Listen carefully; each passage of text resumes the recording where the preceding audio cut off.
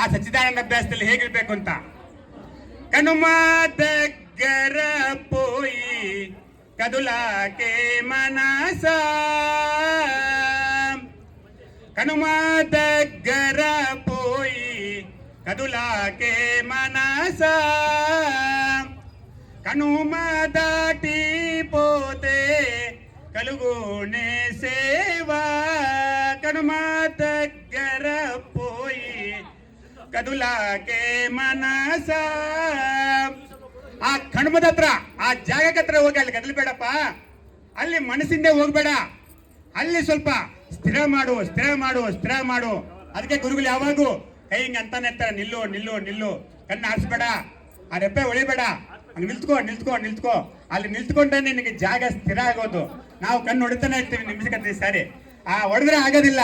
ಆ ಗುರು ಆಶೀರ್ವಾದ ಮಾಡ್ಬೇಕಾರೆ ಎಷ್ಟೊತ್ತು ಅವರು ಆಶೀರ್ವಾದ ಮಾಡೋವರೆಗೂ ನಮ್ಮ ದೃಷ್ಟಿ ಹಾಗೆ ನಿಲ್ಲಿಸ್ಕೊಂಡು ಅಲ್ಲಿಂದ ನಾವು ಆ ಒಂದು ಆಶೀರ್ವಾದ ಪಡಿಬೇಕು. ಅರ್ಥ ಮಾಡ್ಕೊಳ್ಳಿ. ಆ ರೀತಿಯಾಗಿ ಆ ಸಚ್ಚಿದಾನಂದ ಅಭ್ಯಾಸದಲ್ಲಿ ನಾವು ಆ ದೇವರನ್ನ ಹರಿಬೋದು. ಅರ್ಥ ಮಾಡ್ಕೊಳ್ಳಿ. ಹಾಗೆ ಪರಿಪೂರ್ಣದಲ್ಲಿ ನಮ್ಮ ಗುರುಜಿ ಹೇಳ್ತಾರೆ ನೋಡ್ರಿ, ರಾಮ ಹೋದ, ರಾವಣನ ಸಂಹಾರ ಮಾಡ್ದ, ವಾನರೆಲ್ಲ ಖುಷಿಯಾಗ್ಬಿಟ್ಟಿದ್ದಾರೆ. ಖುಷಿಯಾಗಿ ಎಲ್ಲ ಕೆಳಗೆ ಮೇಲೆ ಆಡ್ತಾ ಇದ್ದಾರೆ, ಹಂಗೆ ರಾವಣನ ಸಂಹಾರ ಆಗಾಯ್ತು ಆಗಾಯ್ತು ಆಗಾಯ್ತು, ನಾವು ಗೆದ್ದು ಬಿಟ್ಟಿವಿ ಅಂತ. ರಾವಣ ಹಂಗೆ ಬಿದ್ದಿದ್ದಾನೆ ಕೆಳಗಡೆ.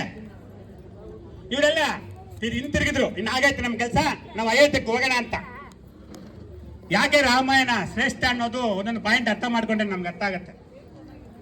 ಅಲ್ಲಿ ಅವ್ರು ಬರ್ತಾ ಇರ್ತಾರೆ, ರಾವಣ ಏ ರಾಮ ಕೂಗ್ದ.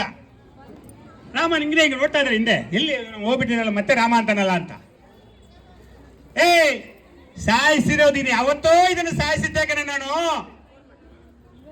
ಇದನ್ನ ಸಾಯಿಸ್ಬಿಟ್ಟಿದೀಯಲ್ಲ ನೀನು, ಖುಷಿ ಪಡ್ತಾ ಇದ್ದಲ್ಲ, ನನ್ನನ್ನು ಸಾಯಿಸಕ್ಕೆ ನಿನ್ ಕೈಲಿ ಆಗಲ್ಲ ಅಂತ. ನೋಡ್ರಿ ರಾವಣಾಸುರ ಎಷ್ಟು ಗಟ್ಟಿ ನೋಡು. ಅರ್ಥಾಯ್ತು? ಅದಕ್ಕೆ ಶ್ರೇಷ್ಠ ಬ್ರಹ್ಮಜ್ಞಾನಿ. ನನ್ನ ಸಾಯಿಸಕ್ಕೆ ನಿನ್ ಕೈಲಿ ಆಗಿಲ್ಲ, ಈ ದೇಹನ ನಾನು ಯಾವತ್ತೋ ಸಾಯಿಸಿದ್ದೆ, ಸಾಯಿಸಿರೋ ದೇಹನ ಸಾಯಿಸ್ಬಿಟ್ಟು ನಾನು ಸಾಯಿಸಿದ್ದೀನಿ ಅಂತ ಕುಣಿತಾ ಇದೆಯಲ್ಲ ರಾಮ, ನಾನು ಯಾರು ಅಂತ ಕೇಳ್ಕೊ ಸ್ವಲ್ಪ ಅಂತ. ಅವಾಗ ಹೇಳ್ತಾರೆ, ಅವಾಗ ರಾವಣಾಸುರ ಹೇಳ್ತಾನೆ, ಸೃಷ್ಟಿಯ ಕ್ರಿಯೆಯಿಂದ ಬ್ರಹ್ಮನೆಂಬ ಹೆಸರು ಪಡೆದವನು ನಾನೇ, ಸೃಷ್ಟಿಯ ಕ್ರಿಯೆಯಿಂದ ಬ್ರಹ್ಮನೆಂಬ ಹೆಸರು ಪಡೆದವನು ನಾನೇ, ಪಾಲನೆಯ ನೆಪದಲ್ಲಿ ನಾರಾಯಣೆಂಬ ಹರಿವು ಕಂಡವನು ನಾನೇ, ಪ್ರಳಯ ಕಾಲದ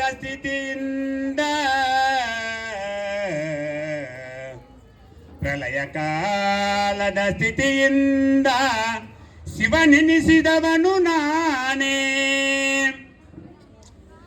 ಇವು ಮೂರು ಕರ್ಮಗಳಿಂದ ಬ್ರಹ್ಮ ವಿಷ್ಣು ರುದ್ರರು ನಾನೇ,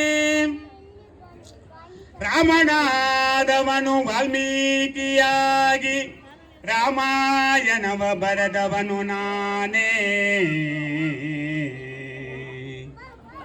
ಕೃಷ್ಣನೆಂಬ ಹೆಸರಿನಲ್ಲಿ ಗೀತೆಯಲ್ಲಿ ನಾನೇ ಸರ್ವಸ್ವವೆಂದವನು ನಾನೇ, ಸಕಲ ಚರಾಚರವ ಗುರ್ತಿಸಿ ಹೆಸರಿಟ್ಟು ಕರೆದವನು ನಾನೇ, ಕನಕನಾಗಿ ನಿಂತು ನಾನೋದರೆ ಹೋಗಬಹುದೆಂದವನು ನಾನೇ, ನಾನಿಲ್ಲದಿರೆ ಈ ಜಗವೆಲ್ಲ ಬರಿ ಬಯಲೆಂಬ ಹರಿವು ಕಂಡವನು ನಾನೇ, ಯೋಗಾನಂದ ಗುರುವಾಗಿ ಜ್ಞಾನಾನಂದನೆಂಬ ಶಿಷ್ಯನಾದವನು ನಾನೇ, ನಾನಿಲ್ಲ ನಾನಿಲ್ಲದಿರೆ ಒಲಿತು ಕೆಡುಕಗಳಿಲ್ಲ, ನಾನಿಲ್ಲದಿರೆ ಒಲಿತು ಕೆಡುಕಗಳಿಲ್ಲ, ಒಲಿತು ಕೆಡುಕಗಳಿಲ್ಲದಿರೆ ಪಾಪ ಪುಣ್ಯಗಳಿಲ್ಲ, ಪಾಪ ಪುಣ್ಯಗಳಿಲ್ಲದಿರೆ ನರಕ ಸ್ವರ್ಗಗಳಿಲ್ಲ, ನರಕ ಸ್ವರ್ಗಗಳಿಲ್ಲದಿರೆ ಹುಟ್ಟು ಮರಣಗಳಿಲ್ಲ, ಹುಟ್ಟು ಮರಣಗಳಿಲ್ಲದಿರೆ ಈ ಜಗವೇನಿಲ್ಲ, ಈ ಜಗವೇನಿಲ್ಲದಿರೆ ಬರೀ ಬಯಲಾಯುತೆಲ್ಲ, ಈ ಜಗವೇ ಬಯಲಾದ ಮೇಲೆ ನೀನು ಅರಿವುದು ಏನಿಲ್ಲ, ನೀನರಿವುದು ಏನಿಲ್ಲದಿರೆ ಗುರು ಯೋಗಾನಂದರ ಗುರುಪದವದೆಲ್ಲ, ಯೋಗಾನಂದರ ಗುರುಪದವೇ ಈ ಜ್ಞಾನಾನಂದರ ಪರಮ ಪದವದೆಲ್ಲ. ರಾಮ ಏಯ್ ಆಯ್ತು ಅರ್ಥ ಆಯ್ತಾ ನಾನು ಹೇಳಿದೆ ನಾನು ಯಾರಂತಂದ ರಾವಣ ಎತ್ತಿ ಸುಸ್ತಾಗ್ಬಿಟ್ಟ. ಏನಪ್ಪ ಇವನು ಅವಾಗ ಅರ್ಥ ಆಯ್ತು ಅವ್ರಿಗೆ, ಓಹೋ ಇವ್ ಸಾಮಾನ್ಯವಾದ ವ್ಯಕ್ತಿ ಅಲ್ಲ, ಇವನ್ ನಾನು ಸಾಯಿಸಿಲ್ಲ, ಇವನ್ ದೇಹ ನಾನು ಸಾಯಿಸಿದ್ದೀನಿ ಅಂತೇಳಿ ಅವಾಗ ಅವ್ರ ಗುರು ಹತ್ರ ಹೋಗಿ ಆ ಒಂದು ಸತ್ಯ ಏನು ಅಂತ ಅರ್ಥ ಮಾಡಿಕೊಂಡು ದೇವರಾದ ಅಂತೋ ಮಹಾತ್ಮ ರಾಮ. ಅರ್ಥ ಮಾಡ್ಕೊಂಡು ಆ ರೀತಿಯಾಗಿ ನಾವು ಆಗಬೇಕು. ಅರ್ಥ ಮಾಡ್ಕೊಳ್ಳಿ. ನಾವು ಯಾವುದೋ ಸ್ವಲ್ಪ ತಿಳ್ಕೊಂಡು ಅದರಿಂದನೇ ಅಹಂಕಾರ ಪಟ್ಕೊಂಡು ನಾನು ಗೊತ್ತು ನನಗೆ ಗೊತ್ತು ನನಗೆ ಗೊತ್ತು ಅಂತ ಎಲ್ಲರೂ ಅದೇ ಅಲ್ಲದಲ್ಲೇ ಬಿದ್ರು. ಎಲ್ಲಾ ಮದಗಳು ಅಷ್ಟಮದಗಳು, ಜ್ಞಾನ ಮದ, ಧನಮದ, ಆಸ್ತಿ ಮದ, ಜನಮದ, ವಯಸ್ಸು ಮದ, ಎಲ್ಲದಕ್ಕಿಂತ ದೊಡ್ಡ ಮದ ಗುರು ಮದ. ಗುರುಗಳಿಗೆಲ್ಲರಿಗೂ ಒಂದು ಮದ ಇರುತ್ತೆ, ನನ್ಗೆ ಗೊತ್ತು ನನಗೆ ಗೊತ್ತು, ನೀನು ಗುರುವಲ್ಲ, ನಿನ್ನ ಗುರು ನಿನ್ನ ಶಿಷ್ಯ, ನೀನು ಗುರುವಲ್ಲ, ನಮ್ಮ ಗುರುಗೆ ನಾನು ಶಿಷ್ಯ, ನಾನು ಗುರುವಲ್ಲ. ಅರ್ಥ ಆಗುತ್ತಾ? ಯಾರು ಶಿಷ್ಯ? ನಿನ್ನಲ್ಲಿ ಆಡ್ತಾ ಇದ್ದಾನೆ ನಿನ್ನ ಗುರು, ಅವನು ನಿನ್ನ ಶಿಷ್ಯ. ಆ ರೀತಿ ನಾವೇನಾದರೂ ಅದರಲ್ಲಿ ತಗ್ಗಿ ಬಗ್ಗಿ ಅದಕ್ಕೆ ಗುಲಾಮನಾಗಿ ನಾವು ಬದುಕಿದ್ರೆ ನಮ್ಮ ಜನ್ಮ ಶ್ರೇಷ್ಠ ಆಗತ್ತ. ಬಿಟ್ರೆ ಈ ಅಷ್ಟ ಮದಗಳಲ್ಲಿ ಯಾವುದಾದ್ರೂ ಒಂದು ಮದಕ್ಕೆ ಸಿಕ್ಕಾಕೊಂಡ್ರೆ ನಿನ್ನ ಜನ್ಮ ವೃದ್ಧ ಆಗತ್ತೆ, ವೇಸ್ಟ್ ಆಗತ್ತೆ, ಕೆಲಸಕ್ಕೆ ಬರ್ತಿಲ್ಲ. ಅರ್ಥ ಮಾಡ್ಕೊಳ್ಳಿ. ಅಂತ ಒಂದು ಸತ್ಯವನ್ನ ರಾವಣನಿಗೆ ಬೋಧನೆ ಮಾಡ್ದ. ನೋಡೋ, ಇದು ನಾನು ಸತ್ಯ, ಇದು ಅರ್ಥ ಆಗುತ್ತಾ? ಆ ರೀತಿಯಾಗಿ ನಾವು ಸತ್ಯದ ಕಡೆ ಹೋಗಬೇಕು. ಸತ್ಯದ ಕಡೆ ಹೋಗ್ಬೇಕು ಅಂದ್ರೆ ಅಂತರಂಗ ಕಡೆ ಹೋಗ್ಬೇಕು. ಉಸಿರಾಟದ ಮೂಲಕ ತನ್ನ ಮೂಲ ಸ್ಥಾನ ಕಡೆ ಹೋಗಬೇಕು, 4 ಅಭ್ಯಾಸದ ಕಡೆಯಿಂದ. ಹಾಗೆ ಆಗೋದಿಲ್ಲ, ಹಾಗೆ ಮಾತಲ್ಲಿ ನಡೆಯೋದಿಲ್ಲ. ಆ ಅಭ್ಯಾಸದ ಮೂಲಕ ಹೋಗ್ಬೇಕು. ಆ ಮನಸ್ಸನ್ನ ಅದರ ಮೇಲೆ ಕೇಂದ್ರೀಕೃತ ಮಾಡಬೇಕು. ಆ ಮಂತ್ರಾಭ್ಯಾಸ ಮಾಡಬೇಕು, ದೇವರಾಗಬೇಕು, ಸುಮ್ಮನೆ ಆಗೋದು ಕಲಿಬೇಕು. ಈಗ ಇಷ್ಟೊತ್ತು ನಮ್ಮ ಅಧ್ಯಕ್ಷರು 15 ನಿಮಿಷ ಮೌನ ಮಾಡಿದ್ರೆ ಏನಕ್ಕೆ? ಆ ಮನಸ್ಸು ಎಲ್ಲೆಲ್ಲ ಹೋಗಿ ಸತ್ತಿರುತ್ತೆ. ಅಟ್ಲೀಸ್ಟ್ 15 ದಿವಸ ಆದ್ರೂ 15 ನಿಮಿಷ ಕೂತ್ಕೊಂಡ್ರೆ ಅಟ್ಲೀಸ್ಟ್ ನಾವು ಎದುತ್ತಾದ್ರೆ ಕೇಳಿಸ್ಕೊಂತಾರೆ ಅಂತ ಒಳ್ಳೆ ಐಡಿಯಾ ಮಾಡಿದ್ರು. ಯಾಕೆಂದ್ರೆ ಅದು ಇರೋದಿಲ್ಲ, ಎಲ್ಲೋ ಚಿಂತನೆ ಮಾಡ್ತಾ ಇರುತ್ತೆ. ಅದನ್ನ ಕೂಡಾಕೊಬೇಕು ಒಳಗಡೆಗೆ. ಹಾಗೆ ಬೆಳಗ್ಗೆ ಸಾಯಂಕಾಲ ಒಂದು ಅರ್ಧ ಗಂಟೆ 1 ಗಂಟೆನ ಸಾಧನೆ ಮಾಡಿ, ಪ್ರಾಣಾಯಾಮ ಮಾಡಿ ಚೆನ್ನಾಗಿ 1 ಗಂಟೆ ಹರಿದ್ರೆ ಅದನ್ನ ಚೆನ್ನಾಗಿ ಯಾವ ಕಾಯಿಲೆನೂ ಬರೋದಿಲ್ಲ. ಅರ್ಥ ಮಾಡ್ಕೊಂಡು, ಕಾಯಿಲೆ ಬರೋದು ಎಲ್ಲ ಎಲ್ಲಿಂದ ಅಂದ್ರೆ ಈ ಕಿವಿಯಿಂದ, ಈ ಬಾಯಿಂದ. ಯಾಕಂದ್ರೆ ಈ ಕಿವಿಯಿಂದ ಕೇಳಿಸ್ಕೊಂತೀವಿ, ಈ ಬಾಯಿಂದ ಮಾತಾಡ್ತೀವಿ. ಆ ಕಾಯಿಲೆ ಬಗ್ಗೆ ಮಾತಾಡಿದ್ರೆ ನೆಕ್ಸ್ಟ್ ಡೇ ನೀನು ಕಾಯಿಲೆ ಸ್ಟಾರ್ಟ್ ಆಗುತ್ತೆ. ಯಾಕಂದ್ರೆ ಒಳಗಡೆ ಒಬ್ಬ ಚಿತ್ರಗುಪ್ತ ಇರ್ತಾನೆ, ಅವನೇ ಸಬ್ ಕಾನ್ಸಿಯಸ್ ಮೈಂಡ್ ಅಂತಾರೆ. ಕಾನ್ಸಿಯಸ್ ಮೈಂಡ್, ಸಬ್ ಕಾನ್ಸಿಯಸ್ ಮೈಂಡ್ ಇಬ್ಬರು ಇರ್ತಾರೆ. ನಿನ್ ಚರಿತ್ರೆ ಬರೀತಾ ಇರ್ತಾರೆ. ನೀನ್ ಏನ್ ಮಾತಾಡ್ತೀಯೋ ಅವನ ಒಳಗಡೆ ಬರ್ಕೊಂತಾ ಇರ್ತಾನೆ. ಮಾನ್ಯ ದಿನ ಅವನು ಅಪ್ಲೈ ಮಾಡ್ತಾನೆ. ನೋಡ್ತಾ? ಅದಕ್ಕೆ ಮಾಡಿದವರ ಕರ್ಮ, ಮಾಡಿದವರ ಬಾಯಿ. ಆ ಬಾಯಿ ಮುಚ್ಚುಂತ ಗುರು ಏನು ಕೇಳ್ತಾರೆ ಹೇಳಿ? ಇವ್ನು ಇಲ್ದೇರೆಲ್ಲ ಮಾತಾಡಿ, ಇಲ್ದೇರ ಚಿಂತೆ ಮಾಡ್ಕೊಂಡು ಮನಸ್ಸು ಹಾಳು ಮಾಡ್ಕೊಂತಾನೆ, ಬೇಡ ಅಂತೇಳಿ ಆ ಕಣ್ಣು, ಕಿವಿ, ಆ ಬಾಯಿ, ಆ 3 ಮುಚ್ಚಿ ಧ್ಯಾನ ಮಾಡಪ್ಪ. ಅದಕ್ಕೆ 50 ಲಕ್ಷಣವಾಗಿ ಹೇಳ್ತಾರೆ. 3 ಪೆತ್ತಾಟಿ ಎಮುಕ, ಈ ದಂಟುಕೊಂಡಲು ದೋವಗಾನಕ, ಈ ಪೆದ್ದ ಪುಲ್ಲನ್ನು ಮೂಟಿ ತಂಪಕ ಮುಕ್ತಿದ ಏದೆಟ್ಟು ಕೊಡಕ. ಅವ್ರು ಲಕ್ಷಣವಾಗಿ ಹೇಳ್ಬಿಟ್ರು. ಈ 3 ಪೆತ್ತಾಟಿ ಎಮುಕ, ఈ తంతికుండల దోవగానಕ పెద్ద పుల్లలను ಮೂಟಿ ಚಂಪಕ ಮುಕ್ತದೆ ಎತ್ತುಕೊಳಕ ನೀನ್ ದೇವ್ರು ಹಾಕ್ಬೇಕು ಅಂತಂದ್ರೆ ಆ 3 ಜನ ಹುಲಿಗಳಿಗೆ ಮಧ್ಯದಲ್ಲಿ ಸಿಗಾಕೊಂಡ್ಬಿಟ್ರೆ ಗೋಯಿಂದ ವೆಂಕಟೇಶ್ವರ ಸ್ವಾಮಿ ಗೋಯಿಂದ ಗೋಯಿಂದ ಆಗಾಯ್ತು ಕತೆ. ಹಂಗಾಗಬಾರದು, ಅರ್ಥ ಮಾಡ್ಕೊಳ್ಳಿ. ದೇವರಾಗಿ, ಶ್ರೇಷ್ಠರಾಗಿ, ಶೀಲವಂತರಾಗಿ, ಪರಿಪೂರ್ಣರಾಗಿ ಶರೀರ ಬಿಟ್ಬಿಡಿ. ಆವಾಗ ನಮ್ಮ ಜನ್ಮ ಸಾರ್ಥಕ ಆಗತ್ತೆ. ಬಿಟ್ರೆ ಸಾಯೋವರೆಗೂ, ಕೊನೆ ಉಸಿರಿರೋವರೆಗೂ ನಾನು ಇನ್ನೂ ಮಾಡ್ತೀನಿ ಇನ್ನೂ ಗುಡ್ಡೆ ಹಾಕ್ತೀನಿ ಅಂದ್ರೆ ನಿನ್ನೊಬ್ಬನ ಗುಡ್ಡೆ ಹಾಕ್ಬಿಟ್ರೆ ಒಳಗಡೆ ಹಾಕಿ ಮುಚ್ಚಾಕ್ಬಿಟ್ಟಾರೆ ಅಷ್ಟೇ. ಏನು ಯೂಸ್ ಇಲ್ಲ, ಪ್ರಯೋಜನ ಇಲ್ಲ. ಮಾನವ ಜನ್ಮ ಪ್ರತಿದ್ದಕ್ಕೆ ವೇಸ್ಟ್ ಆಗೈತೆ, ವ್ಯರ್ಥ ಶರೀರ ಆಗೈತೆ. ಅರ್ಥಾಯ್ತಾ? ಹಾಗಾಗಬಾರದು. ಅದಕ್ಕೆ ಗುರುಗಳು ನಮ್ಗೆ ಏನ್ ಮಾಡ್ತಾರೆ, ತ್ರಿಶಂಕು ಸ್ವರ್ಗ ಅಂತ ಒಂದು ಸ್ವರ್ಗ ನಿರ್ಮಾಣ ಮಾಡ್ಕೊಡ್ತಾರೆ ಗುರುಮಕ್ಕಳಿಗೆ. ಆ ತ್ರಿಶಂಕು ಸ್ವರ್ಗ ಯಾವ್ದಿದೆಯೋ ಆ ಸ್ವರ್ಗದಲ್ಲಿ ಅವನು ಇಟ್ಬಿಡಪ್ಪ, ನಿನ್ಗೆ ಯಾವ ಯಮಧರ್ಮ ಬರಲ್ಲ, ಯಾವ ಕರ್ಮ ಬರಲ್ಲ, ನಿನ್ನ ಯಾರು ಏನು ಟಚ್ ಮಾಡಕ್ ಬರಲ್ಲ ಅಂತ ಹೇಳ್ಬಿಟ್ಟು ಆ ತ್ರಿಶಂಕು ಸ್ವರ್ಗನೇ ನಮಗೆ ಆ ಗುರು ಮಾರ್ಗ. ಅರ್ಥ ಮಾಡ್ಕೊಳ್ಳಿ. ಅದರಲ್ಲಿ ನಾವು ಇರಬೇಕು. ಅರ್ಥ ಮಾಡ್ಕೊಳ್ಳಿ. ಅದಕ್ಕೆ ಆ ದೇವರು ಹೇಗಿದ್ದಾರೆ ಅಂತಂದ್ರೆ, ಅದಕ್ಕೆ ಗಗನಾನಂದ ಗುರುಜಿ ಲಕ್ಷಣ ಬರೀತಾರೆ, ನಕ್ಷತ್ರಗಳು ಬಯಲಿನಲ್ಲಿ. ನೋಡಿ ದೇವ್ರು ಎಲ್ಲಿ ಹುಡುಕ್ಬೇಕು ಅಂತ. ಒಳ್ಳೆವನ ಕೆಟ್ಟವನ ಇಲ್ಲ ಇನ್ನೇನಾರ ಮೇಲೆ ಇದ್ದಾರ ದೇವರು ಅಂತ ತಿಳ್ಕೊಂಬಿಡಿ ಇವಾಗ. ಆಯ್ತಾ? ನಕ್ಷತ್ರಗಳು ಬಯಲಿನಲ್ಲಿ, ಗ್ರಹಗಳು ಬಯಲಿನಲ್ಲಿ, ಬಾನು ಬಯಲಿನಲ್ಲಿ, ಸೋಮ ಬಯಲಿನಲ್ಲಿ, ಭೂತಗಳು ಬಯಲಿನಲ್ಲಿ, ಪಂಚಭೂತಗಳು ಬಯಲಿನಲ್ಲಿ, ನಾನು ಬಯಲಿನಲ್ಲಿ, ನೀನು ಬಯಲಿನಲ್ಲಿ, ಬಾಲು ಬಯಲಿನಲ್ಲಿ, ಸಾವುದು ಬಯಲಿನಲ್ಲಿ, ಬೆಳಕು ಬಯಲಿನಲ್ಲಿ, ಕತ್ತಲೆಯು ಬಯಲಿನಲ್ಲಿ, ಎಲ್ಲವೂ ಬೆರೆತ ಬಯಲು ಬ್ರಹ್ಮವನ್ನು ತಪ್ಪುವುದಿಲ್ಲ. ಎಲ್ಲವೂ ಬೆರೆತ ಬಯಲು ಬ್ರಹ್ಮವನ್ನು ತಪ್ಪುವುದಿಲ್ಲ. ಎಲ್ಲವೂ ತೆಗೆದ ನಂತರದ ಬಯಲಿನ ಭಾವನೆಯೇ ಬ್ರಹ್ಮವದು. ಇದು ಗುರು ಸಂಜ್ಞೆಯಲ್ಲಿ ತಿಳಿಯಂದ ಯೋಗಾನಂದ. ಇದು ಗುರು ಸಂಜ್ಞೆಯಲ್ಲಿ ತಿಳಿಯಂದ ಯೋಗಾನಂದ. ನೋಡಿ ಎಲ್ಲಿಗೆ ಹೋಗ್ಬೇಕು ಯೋಚನೆ ಮಾಡಿ. ಅಂಡ ಪಿಂಡ ಬ್ರಹ್ಮಾಂಡ ನಾಯಕ ಆಯಪ್ಪ ದೇವ್ರು. ಅಂಡ ಪಿಂಡ ಬ್ರಹ್ಮಾಂಡ ನಾಯಕ. ಇದೆಲ್ಲದಕ್ಕೂ ಯಾರು ನಾಯಕರಾಗಿದ್ದಾರೋ ಅವರು ದೇವರು. ಅರ್ಥ ಮಾಡ್ಕೊಳ್ಳಿ. ಈಗ ನಾವೆಲ್ಲ ಸಿನಿಮಾಗೆ ಹೋಗ್ತೀವಿ ನೋಡಿ, ಕರೆಕ್ಟಾಗಿ ದೇವ್ರು ಹೇಗಿರುತ್ತೆ ತೋರಿಸ್ಬಿಡ್ತೀನಿ. ಸಿನಿಮಾಗೆ ಹೋಗ್ತೀವಿ, ಸಿನಿಮಾದಲ್ಲಿ ಅವರು ಪಿಕ್ಚರ್ ಹಾಕ್ತಾರೆ. ನಾವು ಯಾವ ಪಿಕ್ಚರ್ ನೋಡ್ಬೇಕು ಅಂತ ಇತ್ತು ಆ ಪಿಕ್ಚರ್ ಹಾಕ್ತಾರೆ. ಅಲ್ಲಿ ಹೀರೋ ಬರ್ತಾರೆ, ಹೀರೋಯಿನ್ ಬರ್ತಾರೆ, ವಿಲನ್ ಬರ್ತಾರೆ, ಕಥೆ ಎಲ್ಲ ನಡೀತಾ ಇರುತ್ತೆ. ಒಬ್ಬರನ್ನೊಬ್ರು ಸಾಯಿಸ್ಕೊಂತಾರೆ, ಒಬ್ಬರನ್ನೊಬ್ರು ಕೊಳ್ತಾರೆ, ಒಬ್ಬರ ಮನೆಗೆ ಒಬ್ರು ಬೆಂಕಿ ಇಕ್ತಾರೆ, ಎಲ್ಲ ಮಳೆ ಬರುತ್ತೆ, ಎಲ್ಲ ಕೊಚ್ಕೊಂಡು ಹೋಗುತ್ತೆ, ಎಲ್ಲ ನಡೀತದೆ. ಆ ಸಿನಿಮಾ ಸ್ಕ್ರೀನಿಗೆ ಏನಾದರೂ ಆಯ್ತಾ? ಸ್ಕ್ರೀನ್ ಏನಿದೆಯೋ ಹೇಗಿದೆಯೋ ಹಾಗೇ ಇದೆ.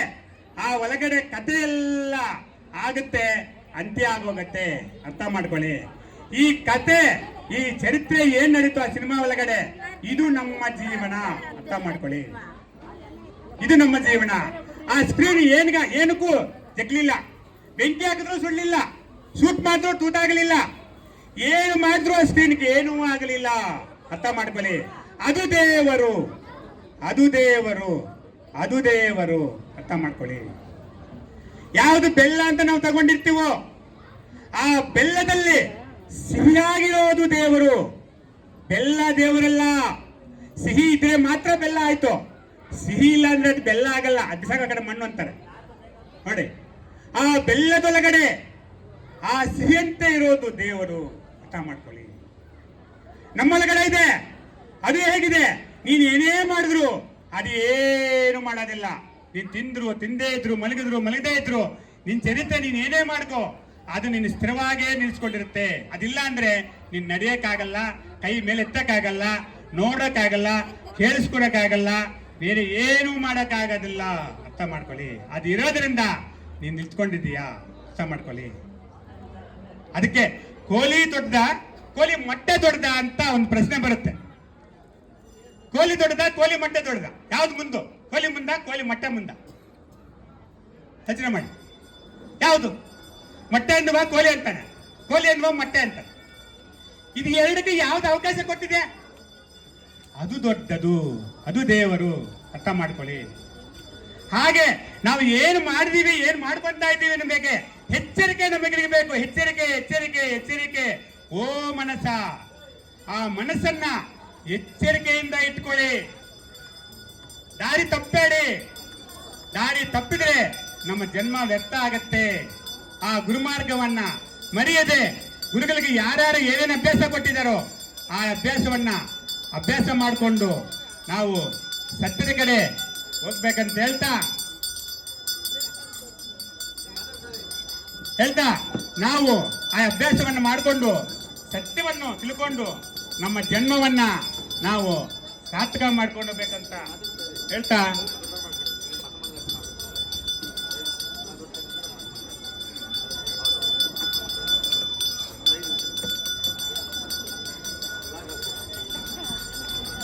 ಹೀಗೆ 60 ವರ್ಷದಿಂದ ಈ ಒಂದು ಅಭ್ಯಾಸಗಳನ್ನು ಮಾಡಿಕೊಂಡು ಇಲ್ಲೆಲ್ಲ ಗುರುಮಕ್ಕಳೆಲ್ಲ ಗುರುಗಳಾಗಿ ಶರೀರ ಬಿಟ್ಟಿದ್ದಾರೆ. ಅಂತ ಒಂದು ಊರಲ್ಲಿ ನಾವು ಬದುಕಿ ಜೀವನ ಮಾಡ್ತಾ ಇದ್ದೀವಿ. ನಾವು ಸಹ ನಮ್ಮ ಮನೆಯಲ್ಲಿ ಮಕ್ಕಳಿಗೆ ಎಲ್ಲರಿಗೂ ಆ ಒಂದು ಗುರುಮಾರ್ಗನ್ನ ತೋರಿಸಿ ಇಲ್ಲೇ ಗೋರ್ಣಗುಂಟೆಯಲ್ಲಿ ಸೌಜಾಮನ ಚೌಟ್ರಿ ಪಕ್ಕದಲ್ಲೇ ಅನ್ನಪೂರ್ಣ ದೇವಸ್ಥಾನ ರೋಡದಲ್ಲಿ ಅಚಲ ಗುರು ಸೇವಾ ಮಠ ಅಂತ ನಮ್ಮ ಗುರುಗಳು ಒಂದು ಆಶ್ರಮನ ಸ್ಥಾಪನೆ ಮಾಡಿದ್ದಾರೆ. ಅಲ್ಲಿ ಅವ್ರ ಮಕ್ಕಳು ಅವರಿವಾಗ ಗುರುಗಳಾಗಿದ್ದಾರೆ. ಆ ಒಂದು ಸ್ಥಾನವನ್ನ ಅವರು ತುಂಬಿದ್ದಾರೆ. ಅಲ್ಲಿ ಯಾರ್ಯಾರಿಗೆ ಏನೇನು ಅಭ್ಯಾಸ ಬೇಕು ಅವರ ಅಭ್ಯಾಸ ತಿಳ್ಕೊಂಡು ಆ ಗುರುಮಾರ್ಗವನ್ನ ನಾವು ತಿಳ್ಕೊಂಡು ಆ ಮಾರ್ಗದಲ್ಲಿ ನಡೆಯೋಕ್ಕೆ ನಮ್ಗೆ ಅವಕಾಶ ಇದೆ. ಅದು ಪ್ರತಿಯೊಬ್ಬರೂ ಅದನ್ನ ಆ ಮಾರ್ಗದಲ್ಲಿ ನಡಿಬೇಕು. ಅದನ್ನ ಆ ಮಾರ್ಗದಲ್ಲಿ ನಡೆಯದೆ ನಾವು ಬೇರೆ ಏನೇ ಮಾಡಿದ್ರು ಸಹ, ಎಷ್ಟೇ ನಾವು ಉತ್ಪತ್ತಿ ಮಾಡಿದ್ರು, ಎಷ್ಟೇ ನಾವು ಕ್ರಿಯೇಟ್ ಮಾಡಿದ್ರು ಈ ಜಗತ್ತಲ್ಲಿ ಎಲ್ಲ ಒಂದಿನ ಬಿಟ್ಟು ಹೋಗ್ತೀವಿ. ಅದ್ಯಾವುದೂ ನಮ್ಮ ಜೊತೆ ಬರೋದಿಲ್ಲ. ಅಂಥದನ್ನ ನಾವು ಸ್ವಲ್ಪ ಹತ್ಕೊಂಡು ಸತ್ಯದ ಕಡೆ ಪ್ರಯಾಣ ಮಾಡಿ, ರಾಮ ಸತ್ಯದ ಕಡೆ ನಡೆದು ದೇವರಾದರು, ಕೃಷ್ಣ ಸತ್ಯದ ಕಡೆ ನಡೆದು ದೇವರಾದರು, ಕನಕದಾಸರು ಸತ್ಯದ ಕಡೆ ನಡೆದು ದೇವರಾದರು. ನಾವು ಕನಕದಾಸರನ್ನ ನಮ್ಮ ಮನೆ ದೇವರು ಅಂತ ಒಂದು ಫೋಟೋ ಇಟ್ಕೊಂತೀವಿ ಎಲ್ಲರ ಮನೆಯಲ್ಲಿ. ಆದರೆ ಕನಕದಾಸರು ಹೇಳಿರುವಂತ ಒಂದು ಮಾತು ಕೂಡ ನಾವು ನೆಡೋದಿಲ್ಲ. ಫೋಟೋಕ್ಕೆ ಮಾತ್ರ ಪೂಜೆ ಮಾಡ್ತೀವಿ. ಅದಂಗಾಗೋದಿಲ್ಲ. ಅವ್ರು ಏನು ಹೇಳಿದ್ದಾರೆ, ಕಂಟೆಂಟ್, ಅವ್ರ ಉದ್ದೇಶ ಏನಿತ್ತು, ಅವ್ರು ಯಾವ ಸತ್ಯ ಹೇಳಿದ್ರು, ಅವ್ರು ಹೇಗೆ ಬದುಕಿದ್ರು, ಅವ್ರ ಚರಿತ್ರೆ ತಗೊಳ್ಳಿ. ಗೂಗಲ್ಗೆ ಹೋಗಿ ಯಾವ ಚರಿತ್ರೆ ಬೇಕಾದ್ರೆ ಸಿಗುತ್ತೆ. ಕನಕದಾಸ ಚರಿತ್ರೆ ಬೇಕಾ, ಬೇರೆ ಯಾರ್ದು ಬೇಕಾದ್ರೆ ಸಿಗುತ್ತೆ ಮಹಾತ್ಮದು. ಅವ್ರು ಹೇಗೆ ಬದುಕಿದ್ರು ತಿಳ್ಕೊಂಡು ಅದರಂತೆ ನಾವು ಆ ಒಂದು ಅವರ ಮಾರ್ಗದರ್ಶನದಲ್ಲಿ ಅವ್ರು ಯಾವ ರೀತಿ ಹೇಳಿದಾರೋ ಅದರಲ್ಲಿ ನಾವು ಹೋದ್ರೆ ನಮ್ಮ ಜನ್ಮ ನಾವು ಸಾರ್ಥಕ ಮಾಡ್ಕೊಳಕ್ಕಾಗತ್ತೆ. ಅದನ್ನ ಬಿಟ್ಟು ನಾವು ಹೇಗೇಗೋ ಹೋಗಿ ಏನೇನೋ ಮಾಡ್ಕೊಂತೀನಿ ಅಂತಂದ್ರೆ ಯಾವ ಕೆಲಸಕ್ಕೆ ಬರೋದಿಲ್ಲ. ಅರ್ಥ ಮಾಡ್ಕೊಳ್ಳಿ, ಯಾವ ಕೆಲಸಕ್ಕೆ ಬರೋದಿಲ್ಲ. ಅದಕ್ಕೆ ತಲೆನಲ್ಲಿ ಒಂದು ಮಾತು ಹೇಳ್ತಾರೆ, ಜನನೀ ಜನ ಕೊಡುಲೇಕ, ಜನನೀ ಜನ ಕೊಡುಲೇಕ ಜನನಮೈನವಾನೆ ದಾಪು చేరినవాడు ధన్యుడాయే నిత్య పూజలేలయి నిర్జీవ శిలలకు నాద బ్రహ్మానంద ನಾರಾಯಣ ಕವಿ. ಇವತ್ತವ್ರು ಮಾತಾಡ್ತಾರೆ, ತಾಯಿ ತಂದೆ ಇಲ್ಲದೆ ಒಬ್ಬ ಹುಟ್ಟಿದನಪ್ಪ ನೀನು ಒಳಗಡೆ ಆಗ್ತಾ ಇದ್ದಾನೆ, ಅವನ ಜೊತೆ ನಾವೇನಾದ್ರೂ ಸೇರ್ಕೊಂಡು ನಾವು ನಡೆದರೆ ನಮ್ಮ ಜನ್ಮ ಸಾರ್ಥಕ ಆಗತ್ತೆ. ಅದನ್ನ ಬಿಟ್ಟು ಅನ್ಯರನ್ನ, ನಿನಗೆ ಸಂಬಂಧ ಇಲ್ದಿರೋರನ್ನ ನಾವು ಏನು ಮಾಡಿದ್ರು ಸಹ ಪ್ರಯೋಜನ ಆಗಲ್ಲ. ಅದಕ್ಕೆ ఘనవాక్యములు చదివిన గాని ప్రతినిత్యము ఇంటి దేవునికి ముక్కినా గాని,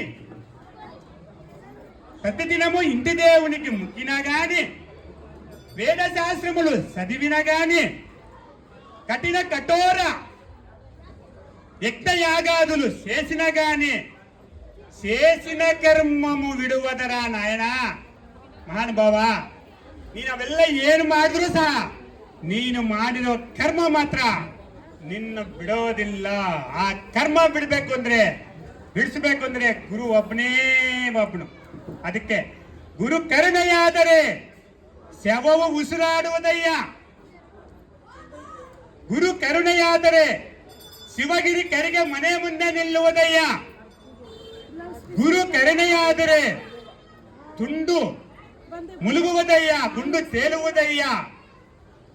ಗುರು ಕರುಣೆಯಾದರೆ ನಿನ್ನ ಜೀವನನೇ ಸಾರ್ಥಕ ಆಗತ್ತಲ್ಲಪ್ಪ. ಅಂತ ಗುರುನ ಒಬ್ಬರ ಪಾದ ಹಿಡಿದು ಆ ಮಾರ್ಗದಲ್ಲಿ ನಾವು ನಡಿಬೇಕಾಗಿದೆ. ಅರ್ಥ ಮಾಡ್ಕೊಳ್ಳಿ. ಎಚ್ಚರಿಕೆ ಎಚ್ಚರಿಕೆ ಎಚ್ಚರಿಕೆ. ಓ ಮನಸ್ಸ, ಆ ಮನಸ್ಸು ನಮ್ಮನ್ನ ತಗೊಂಡೋಗಿ ಯಾವುದೋ ಒಂದು ಸುಡಿನಲ್ಲಿ ಸಿಗಾಕ್ಸ್ಬಿಡುತ್ತೆ. ಯಾವುದೋ ಒಂದು ಸುಡಿ ಸಿಗಾಕೊಳ್ಳುತ್ತೆ. ಆ ಸುಡಿಲಿ ಸಿಗಾಕೊಂಡು ನಮ್ಮ ಜನ್ಮನ ನಾವು ಅರ್ಥ ಮಾಡ್ಕೊಳಕ್ ಆಗದೆ ಅಲ್ಲೇ ಅಂತ್ಯ ಮಾಡುತ್ತೆ. ಅಂತ ಸ್ಥಿತಿಗೆ ನಾವು ಹೋಗಬಾರದು. ಅರ್ಥ ಮಾಡ್ಕೊಳ್ಳಿ. ಅದಕ್ಕೆ ಶಿವರಾಮ ದೀಕ್ಷರು ಒಳ್ಳೆ ಮಾತು ಹೇಳ್ತಾರೆ. ತತ್ವಮಸ್ಯಾದಿ ಮಹಾವ್ಯಾಖ್ಯಾತ ಲಕ್ಷ್ಯಾರ್ಥ ಬ್ರಹ್ಮೈಕ್ಯಾನ ಸಂಧಾನ ನಾದ ಬಿಂದು ಕಲಾತೀತ ಅದ್ವಯ ಅವಾಚ್ಯ ಅಚಿಂತ್ಯ ಅವ್ಯವ ನಿತ್ಯ ಶುದ್ಧ ಬುದ್ಧ ಪ್ರಜ್ಞಾನಗಣ ನಿರ್ವಿಕಲ್ಪ ನಿರ್ವಚನ ನಿರ್ವಿಕಾರ ನಿರಾಕಾರ ನಿಶಬ್ದ ನಿರತಿಶಯ ನಿರುಪಮಾನ ನಿರ್ಮಲ ನಿರ್ಗುಣ ನಿರ್ವಯವ ನಿರೀಂದ್ರ ನಿರಿಶೇಷ ನಿರುಪದ್ರವ ನಿಷಿದ್ಧ ನಿಷ್ಕರ್ಮ ನಿಶ್ಚಲಂಕ ನಿಷ್ಠಪಂಚ ನಿರಂಜನ ನಿರಾಭ್ಯಾಸ ಸರ್ವ ವಿಕಾರ ಶೂನ್ಯ ಸಹಜ ಮನಸ್ಕ ರಾಜಯೋಗ ಸಮಾಧಿ ಶಿವರಾಮ ದೀಕ್ಷರು ಅಚಲ ಪರಂಪರೆಯಲ್ಲಿ ಶ್ರೇಷ್ಠವಾದವರು. ಅವರು ತೀರ್ಮಾನ ಮಾಡಿಬಿಟ್ರು, ಇಷ್ಟೇ ನೋಡು, ಅದಿಲ್ಲಿ ಯಾವುದು ಇಲ್ಲ, ಅದಕ್ಕೆ ಯಾವುದು ಆಧಾರವಾಗಿದೆಯೋ ಅದು ನೀನಾಗಿದೆಯಾ. ಅರ್ಥ ಮಾಡ್ಕೊಳ್ಳಿ. ಅದನ್ನೇ ನಮ್ಮ ಗುರುಗಳು ಯೋಗಾನಂದ ಸ್ವಾಮೀಜಿ ಅವರು ಬದುಕಿರೋವರೆಗೂ ಒಂದು ಬೇರೆ ಮಾತು ಮಾತಾಡಿಲ್ಲ. ಅವ್ರು ಮಾತಾಡಿದ್ರೆ ವೇದಾಂತನೇ. ಅವ್ರು ಏನ್ ಮಾತಾಡಿದ್ರು ವೇದಾಂತನೇ. ಪ್ರತಿಯೊಂದು ಮಾತು ವೇದಾಂತನೇ. ಬೇರೆ ಮಾತಾಡ್ತಿರ್ಲಿಲ್ಲ, ಬೇರೆ ಪದನೇ ಬಳಸ್ತಿರ್ಲಿಲ್ಲ, ಬೇರೆ ಯಾವುದು ಹೇಳಕ್ಕೆ ಇಷ್ಟಪಡ್ತಾ ಇರಲಿಲ್ಲ. ಆತರ ಬದುಕಂತ ಮಹಾನುಭಾವ ನಮ್ಮ ಯೋಗಾನಂದ ಗುರುಜಿಯವರು. ಆ ರೀತಿಯಾಗಿ ಅವ್ರ ಗುರುಗಳು ಅವರನ್ನ ಆ ರೀತಿಯಾಗಿ ತಯಾರು ಮಾಡಿದ್ರು.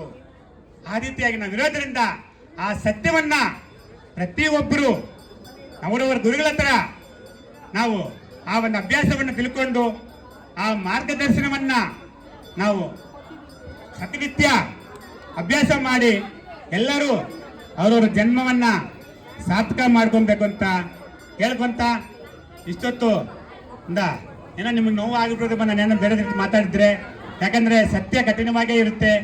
ಇವತ್ತು ನಿಮ್ಮ ಮೆಚ್ಚುಗೆಗೆ ನಾನೇನಾದರೂ ಸುಳ್ಳು ಹೇಳ್ಬಿಟ್ಟು ಹೋದ್ರೆ ಆ ಸುಳ್ಳೇ ನಾಳೆ ನಿಜ ಆಗಿ ಎಷ್ಟೋ ಜನ ಹಾಳಾಗ್ತಾರೆ. ಹಂಗಾಗಕ್ಕೆ ಆಗೋದಿಲ್ಲ. ಯಾವತ್ತೂ ನಿಜಮೋ ನಿಷ್ಠೂರ ಮಗಾನು, ಸತ್ಯ ಅದು ನಿಷ್ಠೂರವಾಗೇ ಇರ್ತದೆ. ಅದನ್ನು ಎಲ್ಲರೂ ಅಕ್ಸೆಪ್ಟ್ ಮಾಡಬೇಕು ಅಂತ ಹೇಳ್ಕೊಂತ ಈ ಒಂದೆರಡು ಮಾತನ್ನ ಮುಗಿಸ್ತಾ ಇದ್ದೀನಿ. ತಮ್ಮೆಲ್ಲರಿಗೂ ಧನ್ಯವಾದಗಳು.